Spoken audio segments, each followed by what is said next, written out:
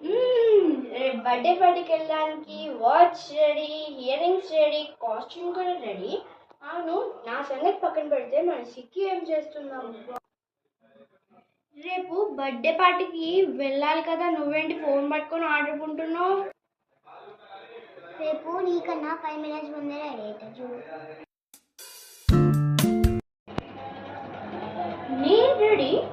ఇంతకి మన చిక్కి ఏం చేస్తున్నావా? అసలే నిన్న నీకన్నా 5 minutes ముందే రెడీ అవుతా ఉంది.